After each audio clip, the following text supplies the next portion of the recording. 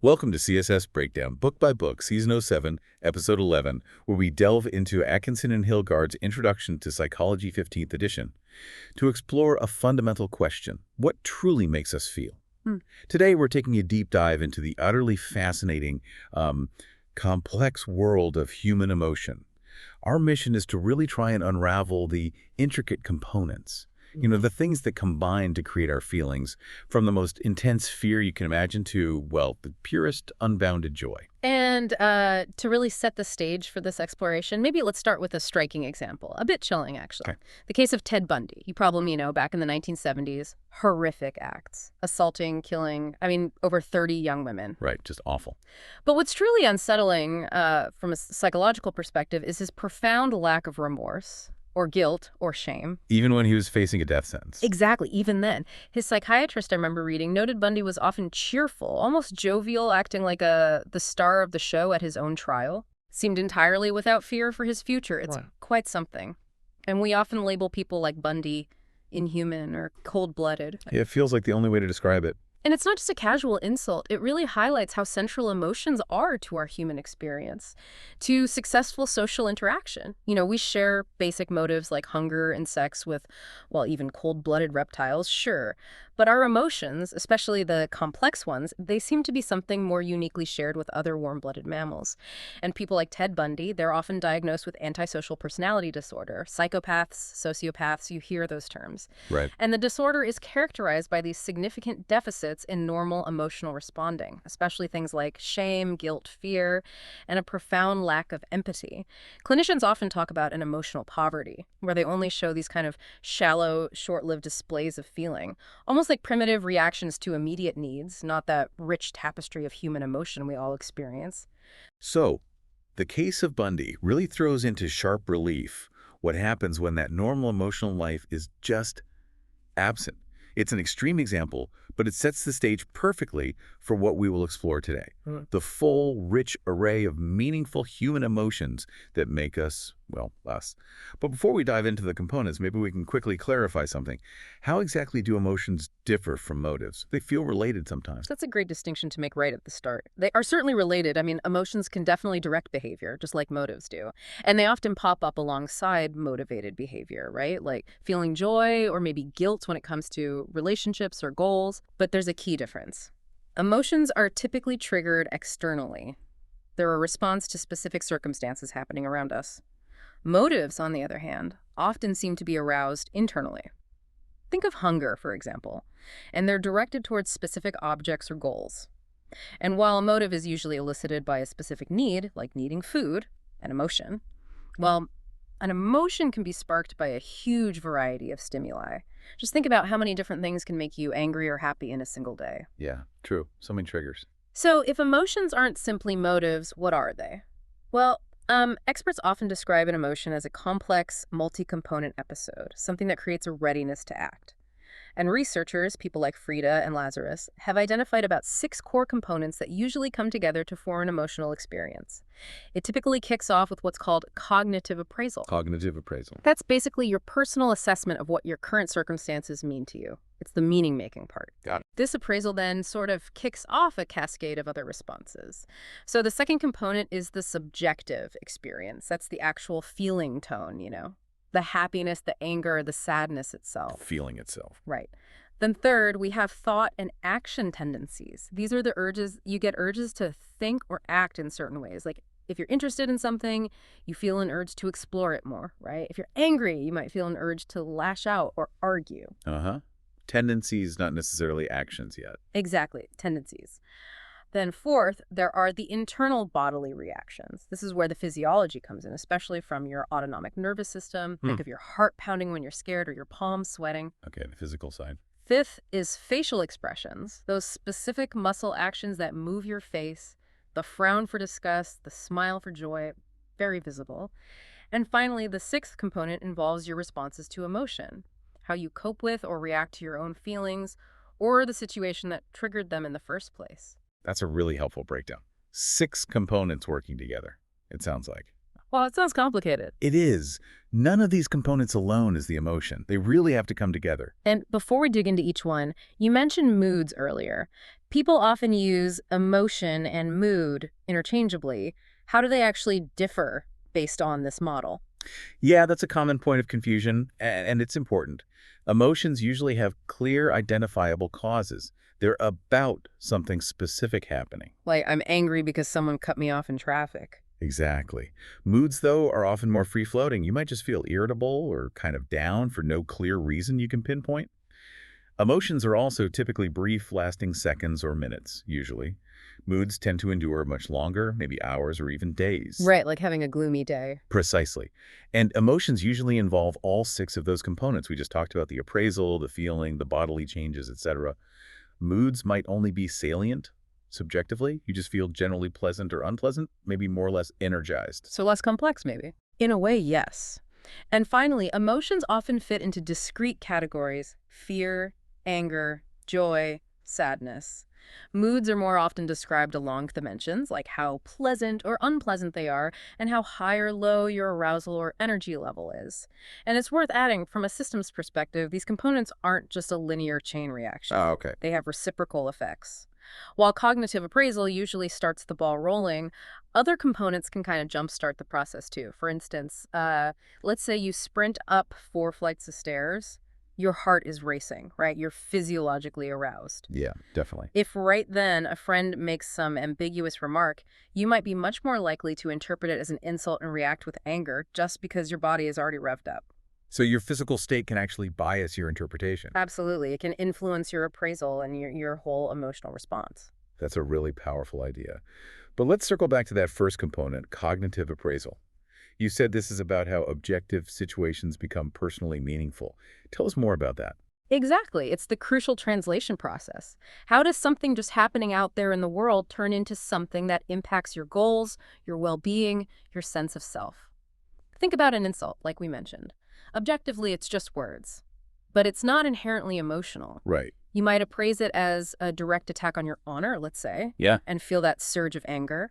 Or you might appraise the person saying it as erratic or clueless, dismiss it as meaningless, and feel nothing at all. So the interpretation, the appraisal, is really everything. It truly is. And these appraisals are largely responsible for differentiating the specific emotions we experience. We even use appraisal language when we talk about our feelings, don't we? We say things like, oh, I was angry because she was so unfair, or I was frightened because I felt abandoned. Yeah, you're right. The because part is the appraisal. Precisely. The unfairness or the abandonment, those aren't just the raw circumstances. They're abstract beliefs or interpretations that result from this cognitive process. It shows how our interpretation is often enough to determine the specific quality of an emotion. This idea sounds familiar. Didn't the early two-factor theory of emotions touch on this? Yes, exactly. That was a classic early attempt by researchers like Schachter and Singer back in the 60s. They proposed that emotion resulted from 2 factors. First, an initial state of unexplained physiological arousal, and second, a cognitive explanation or appraisal for that arousal. The appraisal then determined the specific emotion felt. And they tested this with that famous epinephrine study, right? They did. They gave participants an injection of epinephrine, which causes physiological arousal, racing heart, jittery feelings. Some were told about these effects, others weren't. Then they put them in a room with a confederate, someone working for the researchers, who acted either really happy and euphoric or really angry and annoyed. Great. The idea was that the uninformed participants, feeling this arousal but not knowing why, would look to the situation for clues. They'd interpret their bodily feelings based on the confederate's behavior, feeling happier in the happy situation or angrier in the angry one. And did it work out that way? Well, the results were not as clear-cut as they'd hoped. The data didn't strongly support their initial hypotheses, and later studies actually found it quite difficult to replicate the findings reliably. It seems that physiological arousal from something like epinephrine isn't always truly neutral or easily labeled. It often has a feeling tone of its own. But what has received much more robust support over the years is a related phenomenon called the misattribution of arousal. Misattribution. Okay, how is that different? It's a bit more specific. It shows that lingering physiological arousal, say from strenuous exercise or climbing those stairs we talked about, or even watching an exciting movie, can be mistakenly attributed to subsequent circumstances, intensifying emotional reactions to those later events. So the arousal from one thing spills over onto the next thing. Exactly. That pounding heart from your run might make you feel more attracted to someone you meet right after, or more angry about that ambiguous comment from your friend. This effect has been reliably replicated in many, many studies. That's fascinating. So while those early ideas maybe put the physical feeling before the interpretation, it sounds like most contemporary theories now place cognitive appraisal before physiological arousal, or at least see them as incredibly tightly linked. Precisely. The appraisal often seems to come first, even if instantaneously, and it shapes the subsequent physiological response. We tend to perceive them as linked, like my heart is racing because I'm so angry. Right. And there are different ways psychologists think about these appraisals. Some theories, like those from Richard Lazarus, focus on what he called core relational themes. Core relational themes. Yeah, these are fundamental types of human transactions or relationships with the environment that consistently lead to specific emotions. For example, the core theme for sadness is having experienced an irrevocable loss. For anger, it's a demeaning offense against me or mine. For anxiety, it's facing uncertain threat. Okay, so these are like universal triggers. The themes themselves seem pretty universal across cultures, yes. What's interesting is that the specific circumstances that elicit these themes might differ culturally, but the underlying theme emotion link seems stable. Got it. Are there other ways to think about appraisal? Definitely. There are also dimensional appraisal theories. These try to specify various dimensions or criteria we use when appraising situations, and how different combinations lead to different emotions. For instance, one simple model looks at just 2 dimensions. Is an event desirable or undesirable, and does it occur or not occur? Yep. Combining those gives you 4 basic outcomes. A desired event occurring leads to joy. A desired event not occurring leads to sorrow or disappointment. An undesired event occurring causes distress. And an undesired event not occurring leads to relief. That's neat. Simple, but covers a lot. It does. And other researchers, like Smith and Ellsworth, identified more complex dimensions, things like how desirable the situation is, how much effort you anticipate needing, how certain you are about the outcome, how much attention it requires, whether you feel you have control or whether you feel circumstances or others have control. To give you an example from their work, imagine you miss a concert you wanted to see. Okay, bummer. Right. You'd likely feel anger if you appraise the situation as being caused by someone else's carelessness. Maybe your friend lost the tickets. You'd feel guilt if you appraised it as your own fault you lost the tickets. And you'd feel sadness if you appraised it as being caused by uncontrollable circumstances, like the performer got sick and canceled the show. Oh, so the same event, missing the concert, leads to 3 different emotions based purely on the appraisal of who or what was responsible. Exactly. It really highlights the causal role of appraisal. And you can actually show this experimentally. Yeah. That changing the appraisal changes the emotion. Yes. There was a clever study by Newman in 2000. Participants were subtly primed through an unrelated task to make either internal attributions blaming themselves or external attributions blaming others or the situation. Then they were put in an ambiguous negative situation. An experimenter kind of yelled at them unexpectedly. Ooh, awkward. Right. And those primed for internal attributions were significantly more likely to report feeling guilt and to apologize. Those primed for external attributions were more likely to report feeling anger and to blame the experimenter. Wow. So just a subtle nudge to their attributional style changed their whole emotional reaction. It beautifully illustrates how appraisals really do seem to precede and cause other components of the emotional response. Okay, this appraisal process is clearly crucial. Does it always have to be conscious, though? Do we always know we're interpreting things? That's a great question, and the answer seems to be no. There's evidence for conscious and unconscious appraisals. Some emotions, or at least initial emotional reactions, can occur without conscious thought. Like a gut feeling. Sort of. Robert Zejonk argued for this strongly back in the 80s, and experiments support it. For example, in studies with people who have phobias, say, of spiders or snakes, researchers used a technique called backward masking. They flash an image of a spider very, very quickly, immediately followed by a neutral image, so the person never consciously registers seeing the spider. Okay. But even without conscious awareness, the phobic individuals still show physiological responses like increased sweat gland activity, a sign of arousal when the spider image was flashed. Non-phobic people don't show this. So their body reacts even if their conscious mind didn't see it. Exactly. And neurologically, this makes sense because of the amygdala. It's a small, almond-shaped structure deep in the brain, crucial for emotional processing. The amygdala receives sensory input directly from the thalamus, kind of a sensory relay station, bypassing the cortex, the thinking part of the brain. Ah, a shortcut. A fast track. This means it can trigger emotional responses, like the physiological arousal or freezing, before you're even consciously aware of what you've seen or heard. That's why you might jump if you see something snake-shaped out of the corner of your eye, before your cortex has time to process, oh wait, it's just a rope. That makes so much sense. And you mentioned earlier this might relate back to the Ted Bundy example. Yes, interestingly, research using brain imaging has found that criminals diagnosed with antisocial personality disorder often show less amygdala activation during tasks involving emotional processing compared to control groups. So there's neurological evidence potentially underpinning their emotional deficits. It seems that way. It provides a possible biological basis for why they don't seem to process or respond to emotional cues, especially negative ones like fear or distress in others, in the same way. Okay, so appraisal can be unconscious, kicking things off quickly via the amygdala. But the next component, the subjective experience, the feeling itself, that has to be conscious, right? Yeah. By definition. By definition, yes. The subjective experience, or the feeling, is the conscious part of the emotion. It's how that appraisal process, whether conscious or unconscious initially, registers in our awareness. It changes our inner state. So what's the point of these feelings? Why do we have this conscious experience component? What function does it serve? That's a fundamental question. A prominent view is that feelings act as a kind of internal feedback system. They signal the personal relevance of whatever is happening. Negative emotions, fear, anger, sadness, disgust. They generally cue us that something in our environment might pose a threat or a problem. They signal a need to potentially change course or act quickly. Like an alarm system. Exactly. And positive emotions, joy, interest, contentment, love, they generally signal safety, opportunity, and satiety. They give us the green light, essentially, to relax, engage, play, or explore.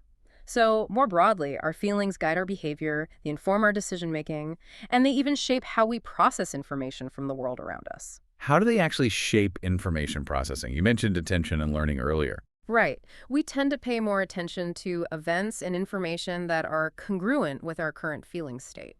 There was a classic experiment by Gordon Bower back in 1981. He hypnotized participants to feel either happy or sad. Then they read a story that featured both a happy character and a sad character. Oh, What clap. happened? Those induced to feel happy identified more with the happy character, paid more attention to the happy events in the story.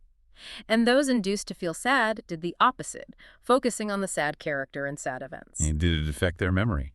It did. A day later, when they were back in a neutral mood state, they actually recalled more details about the character whose mood matched the one they'd been induced to feel the day before. Wow, so the feeling actually biased what they learned and remembered. Exactly. The mechanism seems to be that feelings increase the accessibility of congruent memories and concepts in our minds. This makes it easier to relate to, process, and therefore learn new material that fits with that feeling state. That makes sense. And feelings don't just affect memory, they also modify our evaluations and judgments, right? Oh, absolutely. All the time. Think about everyday life. When you're in a good mood, maybe a friend's slight vanity seems like just a harmless, quirky little character trait. Uh-huh. But if you're feeling irritable or stressed, that same behavior might suddenly seem like a major, obnoxious flaw, right? Totally happens. And studies confirm this experimentally. People induced to feel positive feelings, like gratitude after receiving a small gift, tend to evaluate neutral things more positively, like rating the performance of their TV or car higher than control groups. Feelings also powerfully affect our judgments about risk, which is really interesting. How so? Well, Lerner and Keltner found that fear, which is associated with appraisals of uncertainty and lack of control, leads people to make more pessimistic judgments about future risks. They see the world as more dangerous. Okay, that seems intuitive. But here's the twist. Anger, even though it's also a negative emotion, tends to be associated with appraisals of certainty and control. And surprisingly, angry people tend to make more optimistic risk assessments. Optimistic. When they're angry. That's counterintuitive. It is. But it fits the appraisal pattern.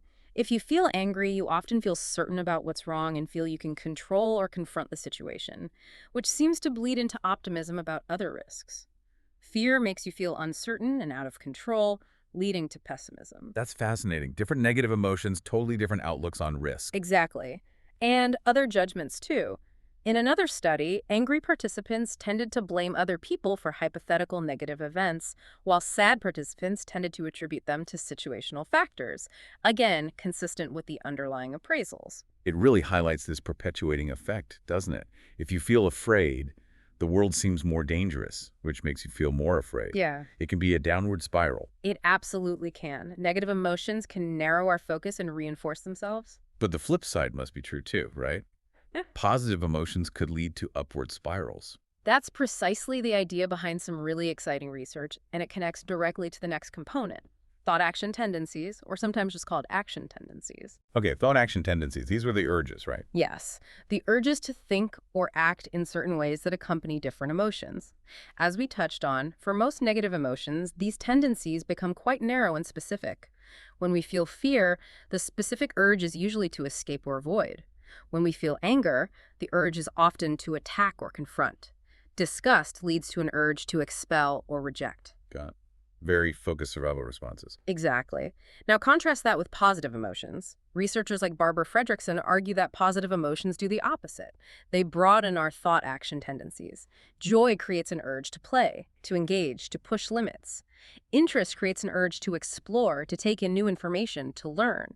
Contentment leads to an urge to savor, to integrate our experiences, to appreciate. So opening up possibilities rather than narrowing down. Precisely. Think about other positive emotions. Guilt might involve negative feeling, but the action tendency is often prosocial, to make amends, to repair. Pride might broaden our thinking towards dreaming big, planning for the future. Gratitude often prompts an urge to be prosocial, to give back, to connect. And from an evolutionary perspective, those specific narrowed negative tendencies were incredibly adaptive, weren't they?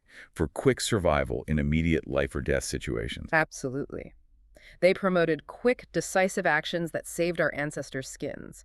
But the broadened tendencies from positive emotions, they serve a different but equally important evolutionary purpose. They help us build enduring personal resources over time, things that contribute to long-term survival and flourishing, like physical skills, social connections, intellectual resources, psychological resilience, better health. So negative emotions solve immediate problems. Positive emotions build future capacity. That's a great way to put it. And research supports the basic idea of these tendencies. For example, one study showed that viewing fear-inducing images actually made participants physically faster at performing a withdrawal action, like pulling a lever towards themselves, compared to neutral or positive images. Wow, the urge translates into physical readiness. Now, you mentioned exciting research on positive emotions. For a long time, psychology mostly focused on negative emotions, right? Depression, anxiety, anger. That's very true. Positive emotions were often seen as just, nice, but maybe not as critical to understand. But that's changed dramatically in the last couple of decades. And this is where the broaden and build theory comes in. Exactly. This theory, primarily developed by Barbara Fredrickson, proposes exactly what we were just discussing. Positive emotions don't just feel good, they fundamentally do good. They broaden our momentary thought-action repertoires, our range of potential thoughts and actions. And this broadening, in turn, builds our durable personal resources, ranging from physical and intellectual resources to social and psychological ones. Okay, broaden and build. Can you give us some evidence for this? One of the most striking pieces of evidence comes from the landmark Nun study, published by Danner, Snowden, and Friesen in 2001. The Nun study, right. What did they do? They got access to these short autobiographies that 180 Catholic nuns had written way back in the 1930s when they were in their early 20s, just entering the convent. The researchers meticulously coded these essays for the amount of positive emotional content words expressing happiness, joy, gratitude, love, hope, contentment. Okay, and then what? Then they tracked the mortality rates of these nuns over the next 6 decades. Wow, long-term follow-up. Very long-term. And what they found was truly remarkable. There was a strong, significant inverse association between the amount of positive emotion expressed in those early autobiographies and the risk of mortality later in life. How strong an association? Incredibly strong. The nuns whose essays contained the most positive emotion words lived, on average, up to 10 years longer than those whose essays contained the least positive emotion. 10 years, just based on essays written 60 years earlier. 10 years longer. Let that sink in. As the researchers pointed out, that's a gain in life expectancy considerably larger than the survival advantage advantage you'd get from, say, quitting smoking versus continuing to smoke. That is absolutely stunning. A massive impact. It really is. Now, of course, it's correlational. Maybe healthier people are just happier. But it's incredibly suggestive of a powerful link between positive emotions and longevity. Is there experimental evidence for the broadened part too? Yes, there is. Fredrickson and Brannigan did a study where they induced different emotions in participants using short film clips, joy, contentment, fear, anger, or a neutral state. Afterwards, they asked participants to list all the things they would like to do right then. Okay. Those who felt joy or contentment, the positive emotions, listed significantly more activities they wanted to do compared to those in the neutral or negative emotion groups. Their thought-action repertoire had literally broadened. Consistent with the theory. Exactly. Other studies show positive emotions can literally expand our scope of visual attention. We see more of the big picture, and they improve performance on tasks requiring creative problem solving. Okay, so they broaden thinking and action possibilities. How exactly do they build those long-term resources? Through those broadened actions, think about it. When joy sparks play, that play builds physical skills, social bonds, and creativity. When interest sparks exploration, that exploration generates knowledge, skills, and a sense of competence. When contentment sparks savoring, that helps us integrate experiences, clarify priorities, and build self-awareness. So the broadened actions lead to resource acquisition. Precisely. Studies have linked specific positive emotions to specific resource building. For instance, feeling gratitude has been shown to help initiate and strengthen friendships. Practices like loving-kindness meditation, which cultivates positive feelings towards others, have been shown to increase a whole range of personal resources over time, like social support, purpose in life, and even physical health, which then predicts further increases in positive emotions, creating an upward spiral. So the big takeaway here isn't just be happy because it feels good. It's that cultivating positive emotions is actually a pathway to optimizing your long-term health, your resilience, your social connections, your overall well-being. You're literally becoming a more adaptable, resourceful, and flourishing human being. It's a profound shift in how we understand the function of feeling good. Absolutely. Okay, let's shift gears now to the body's role. Those internal bodily changes that are such a core part of intense emotions. Right. When we experience intense negative emotions, especially things like fear or anger, our bodies kick into high gear. This involves the activation of the sympathetic division of the autonomic nervous system. The fight-or-flight system. That's the one. It prepares the body for immediate, vigorous action. You get that increased heart rate and respiration. Your pupils dilate to let in more light. You start sweating to cool down. Blood gets diverted from your digestive system to your large muscles. Your liver releases sugar for energy. You might even get goosebumps as the tiny muscles attached to your hairs contract. The whole 9 yards. Preparing for battle or escape. Exactly. It's a coordinated physiological response designed for survival. Then, as the emotion subsides, the parasympathetic nervous system takes over. Its job is to calm things down, return the body to its normal resting state, conserve energy, the rest and digest system. And specific brain regions trigger these changes. Yes, the hypothalamus and parts of the limbic system, especially the amygdala, play key roles in initiating these autonomic responses when they detect emotionally significant stimuli based on those appraisals we discussed. Now, you mentioned earlier that positive emotions might have a role here too, something about an undoing effect. Yes, the undoing effect of positive emotions. This is another fascinating finding from Fredrickson's research. The idea is that because positive emotions have those broad rather than specific action tendencies, they don't produce the same kind of intense, specific physiological mobilization as negative emotions.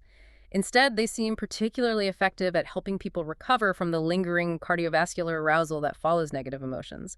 They help undo the after effects of stress. How did they show that? In one key study, they first induced anxiety in all participants by having them prepare a speech under time pressure, knowing it would be videotaped and evaluated. That definitely gets the heart racing. Oh, he's guaranteed stressor. Right. Then, immediately after the stressor, participants watched a randomly assigned film clip designed to elicit either joy, contentment, sadness, or a neutral state.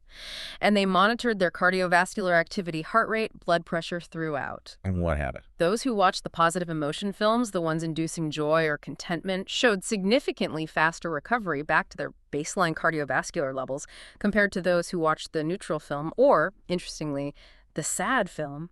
Sadness actually seemed to prolong the arousal slightly. So experiencing positive emotion literally helped their bodies calm down faster after stress. Exactly. It Let's, suggests that cultivating moments of positivity might be a potent way to build physiological resilience. let's talk about the intensity of emotions. Does how strongly we feel depend on how much we perceive these bodily changes? What's the role of this visceral perception? That's a classic question, and there's some compelling evidence suggesting it plays a significant role.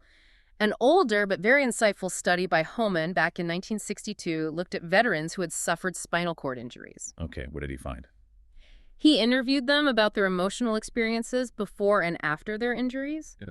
The key finding was that the higher the lesion on the spinal cord, meaning the less feedback from the autonomic nervous system could reach the brain, the greater the reported decrease in the intensity of certain emotions, particularly fear, anger, grief, and even sexual excitement. Less body feedback, less intense feeling. That seemed to be the pattern. Some veterans with high lesions described experiencing anger mentally, but without the physical heat or intensity they used to feel. They called it cold anger sometimes. Wow. Now, that was based on self-report, but more recent objective studies point in a similar direction. For example, researchers have found that people who are naturally better at detecting their own heartbeats, they're called good heartbeat detectors, tend to report experiencing emotions, especially arousal-based ones, more intensely. Interesting. And these good heartbeat detectors also show more pronounced physiological responses, like facial expressions and specific brain activity patterns when viewing emotional stimuli. So it does seem that being more attuned to your internal bodily signals contributes to the subjective intensity of your emotional experience. Okay, so bodily feedback influences intensity. What about differentiation? Do different emotions have distinct physiological patterns? This goes back to that classic James Lange theory, doesn't it? It absolutely does. William James and independently Carl Lange proposed in the late 19th century that the perception of bodily changes is the subjective experience of emotion. The famous, we feel sorry because we cry, afraid because we tremble. Online. That's the one. This theory implies that each distinct emotion must have its own unique, specific pattern of bodily changes, because otherwise, how could we distinguish feeling afraid from feeling angry or sad just based on bodily feedback? Right, it needs distinct signatures. But wasn't this theory heavily criticized? It was, most notably by Walter Cannon in the 1920s. Cannon raised several major objections. He argued that internal bodily changes are often too slow to be the cause of the immediate feeling of emotion. He also pointed out that artificially inducing physiological arousal, like with that epinephrine injection, doesn't necessarily produce a true specific emotion, just a feeling of being keyed up or as if emotional. And didn't he also argue that the patterns of autonomic arousal don't seem that different across emotions? Yes, that was his third main point. He argued that things like fear, rage, and even intense excitement can all produce very similar physiological patterns, increase heart rate, breathing, sweating, making it hard to see how the body alone could differentiate them. So for a long time, the James Lange idea of distinct patterns was largely dismissed. It was, or at least heavily questioned. But more recent research, using more sophisticated measurement techniques, has actually provided some compelling counter-evidence, suggesting James and Lange might have been partially right after all. Oh, what kind of evidence? Work by researchers like Levinson, Ekman, and Friesen in the 1990s had participants deliberately produce the facial expressions associated with 6 basic emotions: surprise, disgust, sadness, anger, fear, and happiness, while their autonomic nervous system activity was carefully measured. So making the face to trigger the feeling and the physiology? Kind of, yes, using the face to generate the emotional state. And they did find some distinct autonomic patterns associated with different emotions. Like what? For example, heart rate increased more for anger, fear, and sadness compared to happiness, surprise, and disgust. That separates out some high arousal negative emotions. And crucially, they found differences within those high arousal negative states. Anger consistently produced a higher finger skin temperature than fear or sadness. So hot under the collar for anger and maybe cold feet for fear. Exactly. It provides a physiological basis for those common metaphors. Anger seems to involve more vasodilation in the periphery, making the skin warmer, while fear might involve more vasoconstriction. These patterns, while maybe not unique enough to define every single emotion nuance, do suggest some level of physiological differentiation. And are these patterns universal? Remarkably, they seem to be. Levinson and his colleagues replicated these findings in a very different culture, the Minangkabau of West Sumatra, Indonesia, suggesting these basic physiological signatures might be part of our shared human biology. So where does that leave us? James Land wasn't totally wrong, but Cannon wasn't totally wrong either. It seems to be a more nuanced picture. Autonomic arousal clearly contributes significantly to the intensity of our emotions, and it provides some degree of differentiation, particularly between broad categories or certain basic emotions like anger and fear. But it's unlikely to be the sole source of differentiation for all the subtle shades of feeling we experience. Cognitive appraisal almost certainly plays a crucial role too, especially in distinguishing emotions that might have very similar physiological profiles, like maybe contentment versus gratitude or disappointment versus regret. It's likely an interplay between body and mind. That makes sense, a combination of factors. Let's move to another very visible component, facial expression. Absolutely critical. Facial movements serve a hugely important communicative function. Charles Darwin wrote extensively about this way back in 1872. A frightened look warns others of potential danger. A smile signals safety, non-aggression, and invites positive interaction.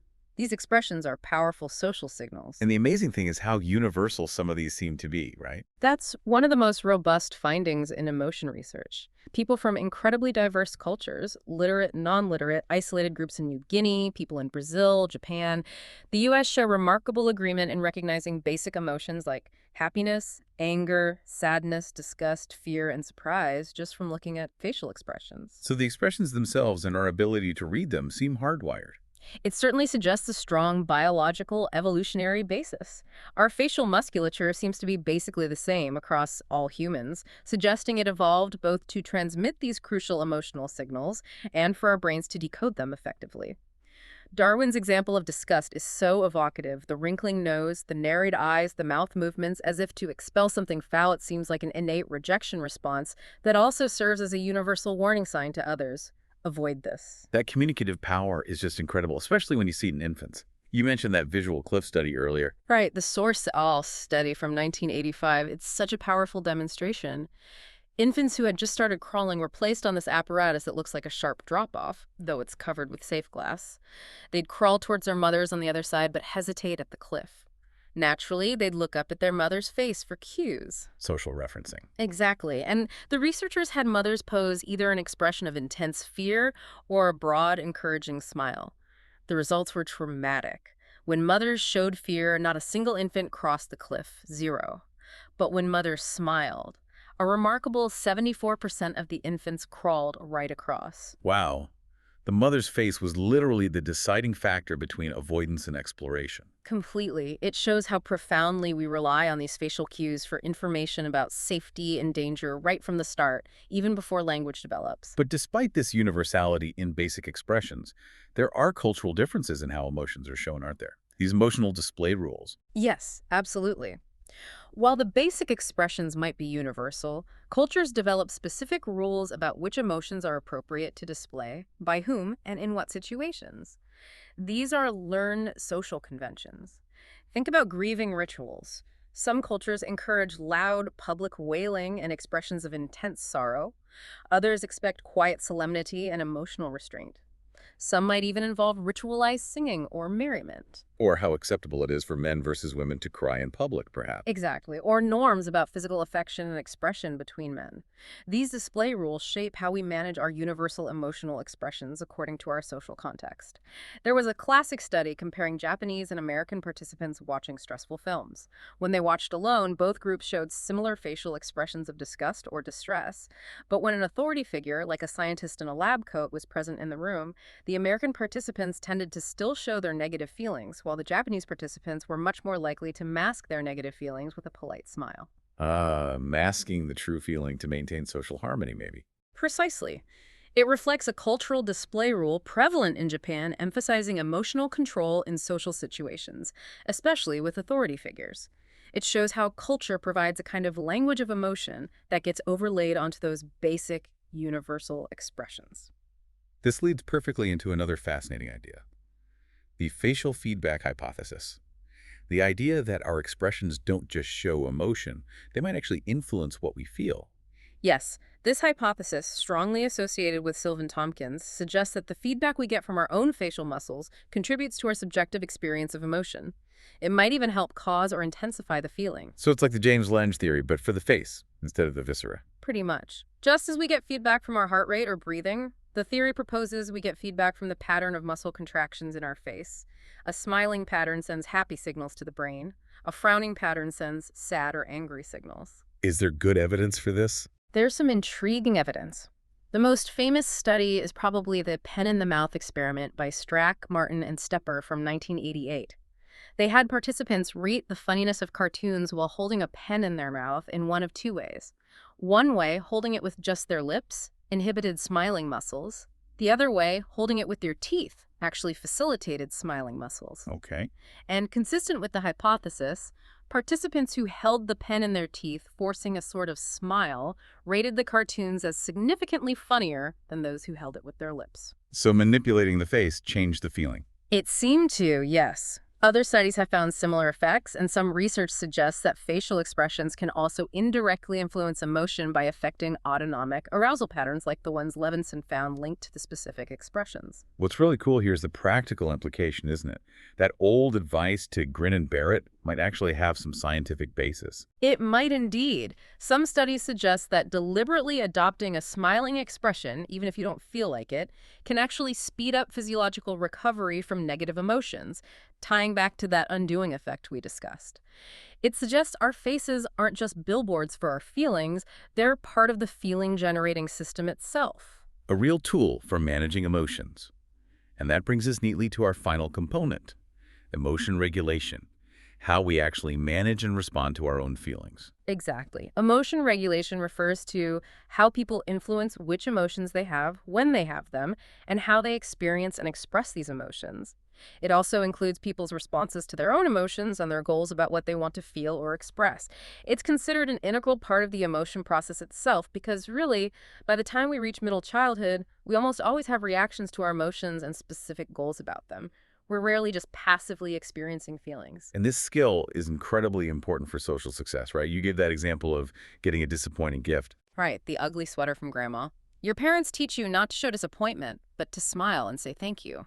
That's emotion regulation in action, managing your expression to meet a social goal. And research shows that children who learn to regulate their emotions effectively, especially controlling expressions of negative emotion like anger or frustration, tend to have fewer disruptive behavior problems later on and better social relationships. It's a foundational skill for navigating the social world. So what are some common strategies people use to regulate, especially to try and improve negative emotions? Parkinson and Totterdell did a review and found people use a wide range of strategies. They can be broadly classified along two dimensions, cognitive versus behavioral, and diversion versus engagement. Okay, can you break that down? Sure. Let's say you're feeling angry after an argument. Cognitive diversion would be trying to distract yourself mentally, maybe thinking about something pleasant, trying to think of nothing, or engaging in a mentally absorbing task like playing music or solving a puzzle, disengaging your thoughts from the problem. Cognitive engagement, on the other hand, would involve thinking about the situation but trying to change your appraisal. This is called reappraisal. You might try to see the situation from the other person's perspective or focus on a positive aspect, well, at least we cleared the air, or even just vent your feelings internally. Okay, changing your thinking versus distracting your thinking.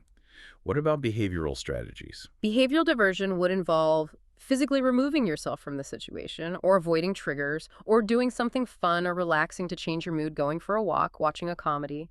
Behavioral engagement would involve taking action to address the problem directly, maybe talking through the issue calmly with the person, seeking advice, or making a plan to prevent it from happening again.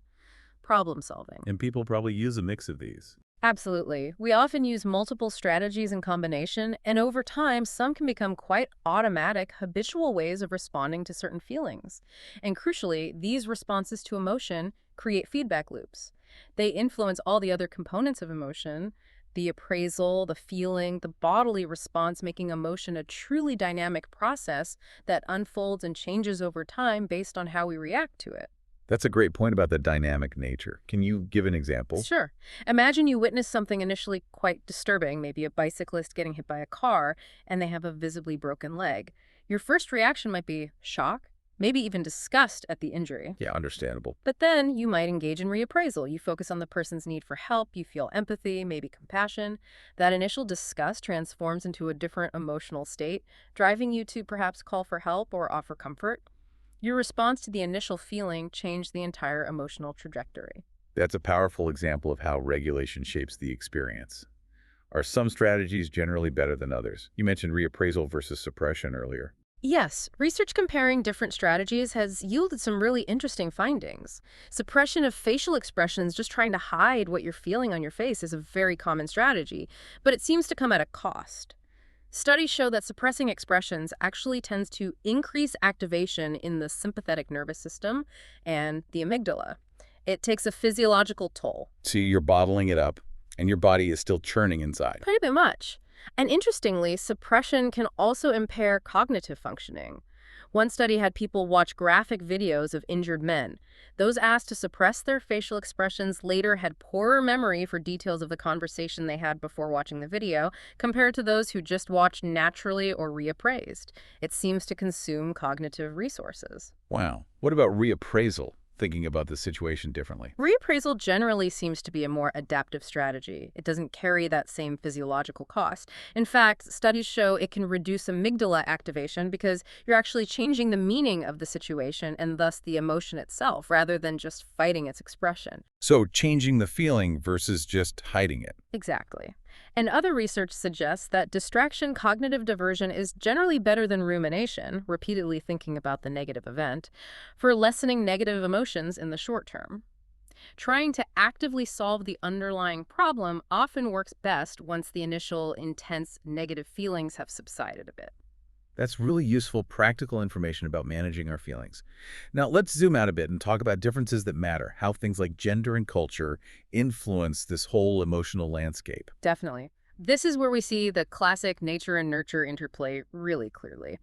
While we share basic biological mechanisms for emotion, our social experiences, particularly related to gender and culture, profoundly shape how emotions are elicited, experienced, expressed, and regulated. Let's start with gender differences. There are strong stereotypes here, aren't there? Oh, absolutely. The common stereotype is that women are generally more emotional than men, except perhaps for anger and pride, which are often seen as more acceptable or characteristic for men. But what does the research actually show? Is that stereotype accurate? The reality is much more nuanced. When you look carefully, the differences seem to be more in the expression of emotion, how emotions are shown facially and verbally, rather than in the subjective experience itself. For many emotions, men and women report feeling them with similar frequency and intensity, especially when measured in the moment rather than asking them to recall generally. So why the persistent stereotype?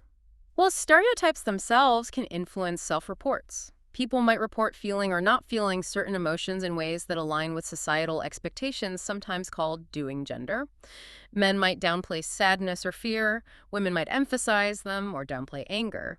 And crucially, power dynamics seem linked to this. Women tend to express more of the so-called powerless emotions like sadness, anxiety, and fear, while men tend to express more of the powerful emotions like anger, contempt, and pride. That's interesting. What about anger specifically? The stereotype is men are angrier.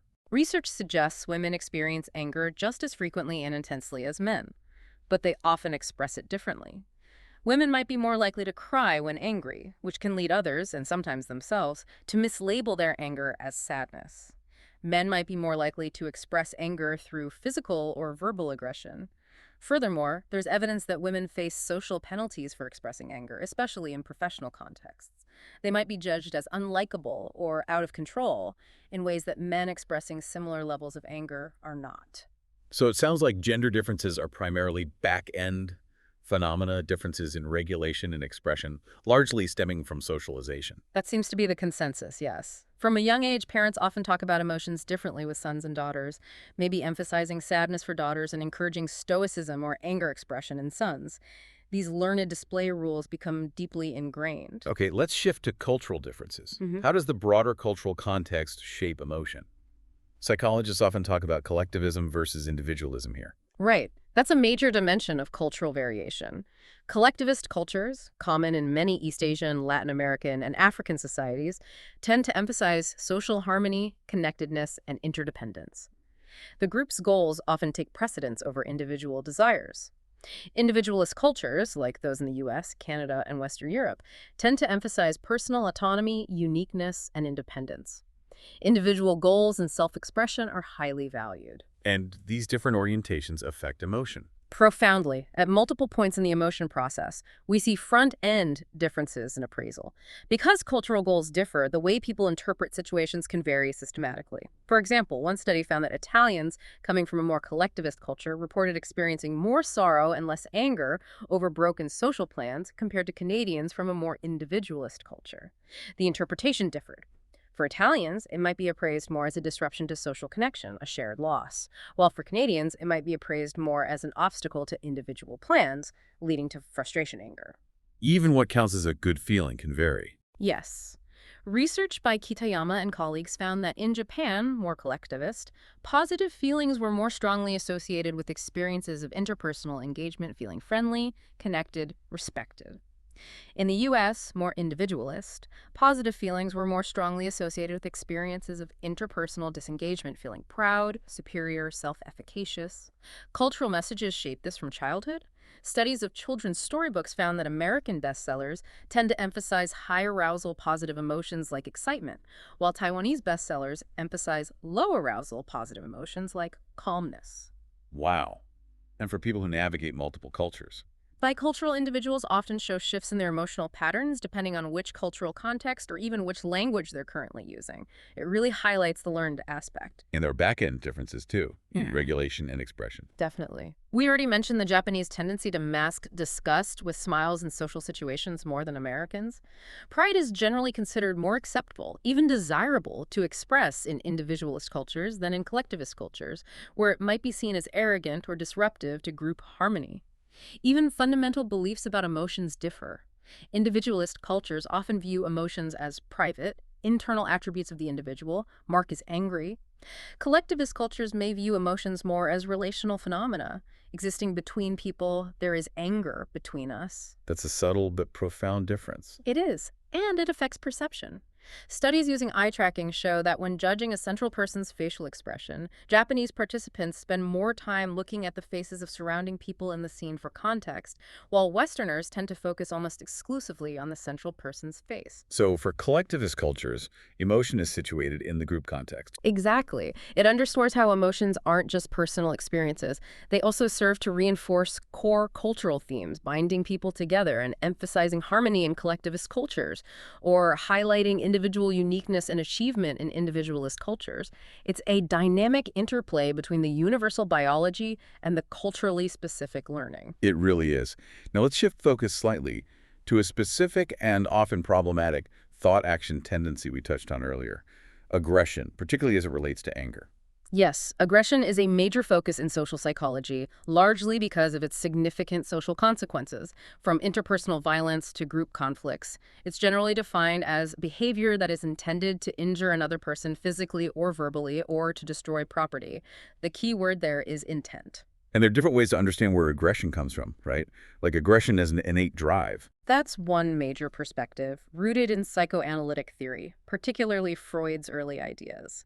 His frustration-aggression hypothesis proposed that whenever a person's goal-directed activity is blocked or frustrated, it inevitably induces an aggressive drive.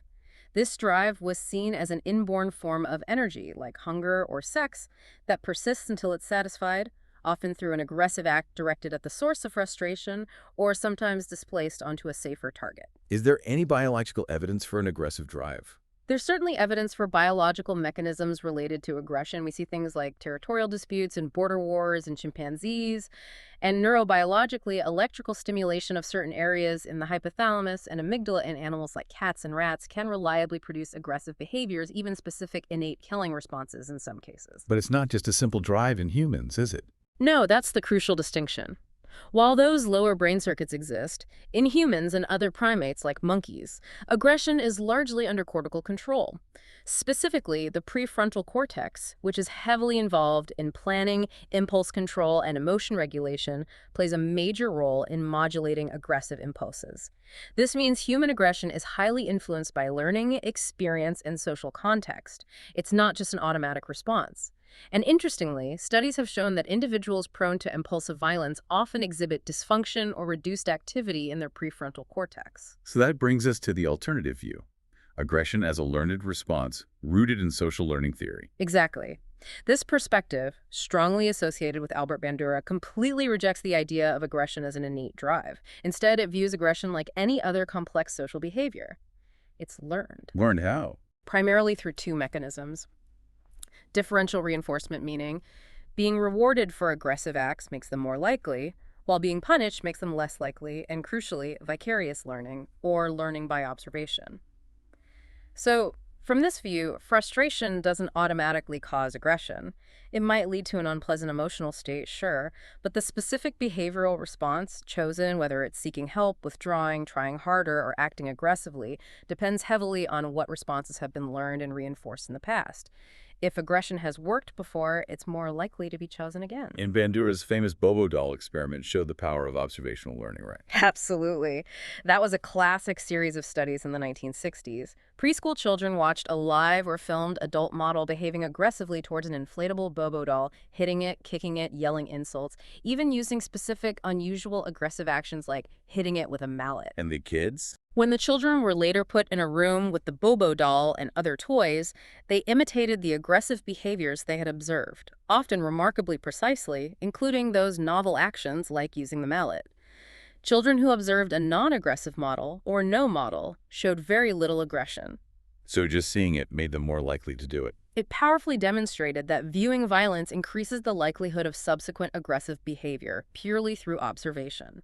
And other studies confirm the role of reinforcement.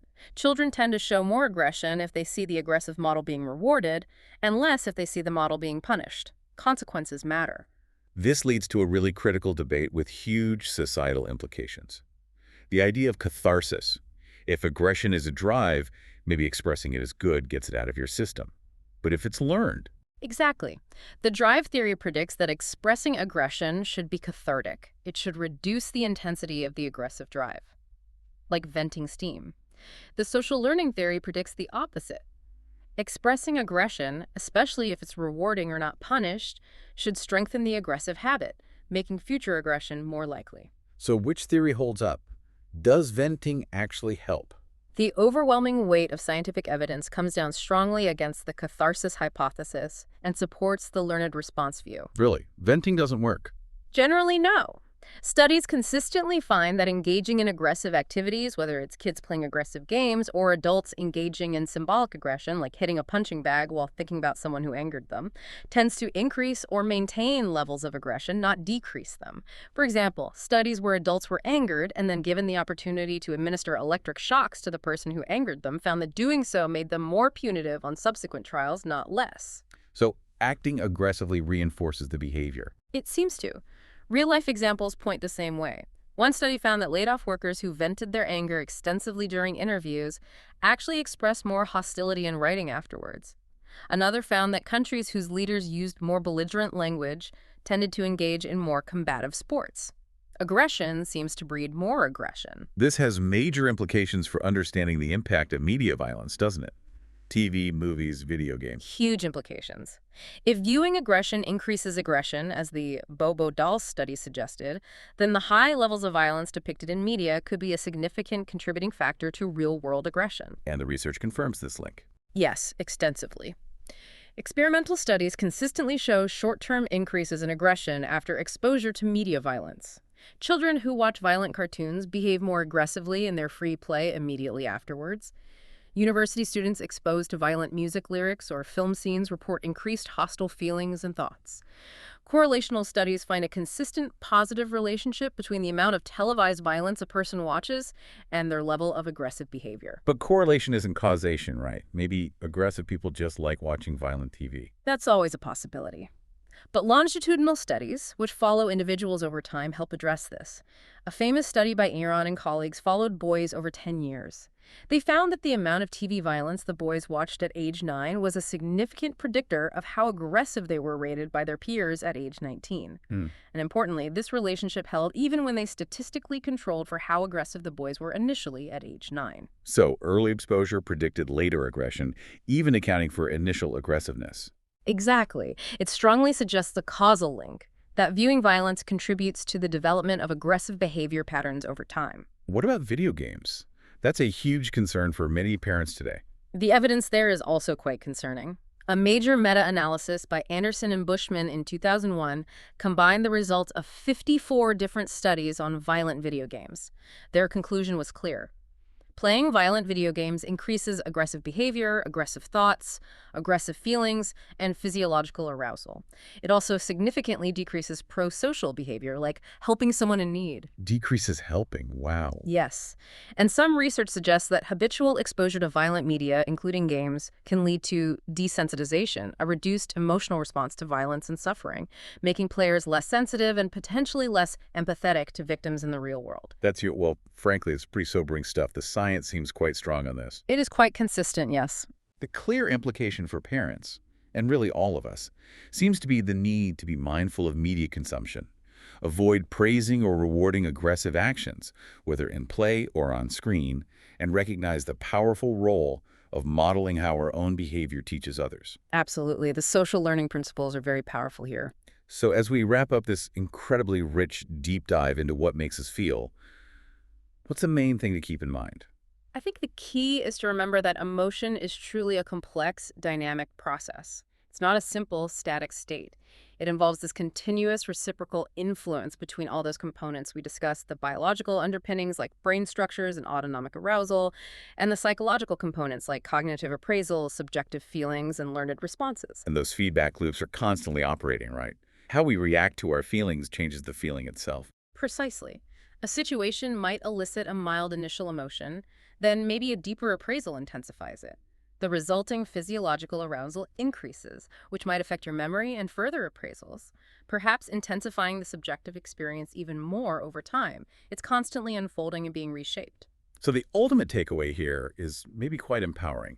Our emotional life isn't just something that happens to us. It's a dynamic feedback loop where our interpretations and responses are actively shaping the experience from moment to moment. That's a wonderful way to put it. We are not just passive recipients of emotion. We are, in many ways, active architects of its ongoing creation through our appraisals and our regulation efforts. So we've journeyed through this intricate landscape of emotion, from those initial, maybe even unconscious appraisals, to the ways our bodies react, the signals our faces send, and how we learn, culturally and individually, to express and regulate these powerful feelings. We've seen how a single event can spark this complex cascade of interconnected processes, shaping not just how we feel, but how we think, how we act, and how we connect with others, and how deeply personal, yet also profoundly social and cultural, our emotional lives truly are. Understanding all these layers, from the immediate biological stirrings in the amygdala or the gut, right up to the complex social learning involved in display rules or reappraisal strategies, it really reminds us that what truly makes us feel is this continuous evolving conversation, a conversation between our inner world and everything happening around us. So maybe for your own reflection, as you go about your day, consider this. If feelings aren't just fixed states, but these dynamic processes shaped by constant feedback between appraisal, body, expression, and response. What small shift could you make? A tiny change in how you appraise a frustrating situation or how you choose to respond to a flicker of anxiety. How might that small shift profoundly alter the trajectory of the next emotional experience you have?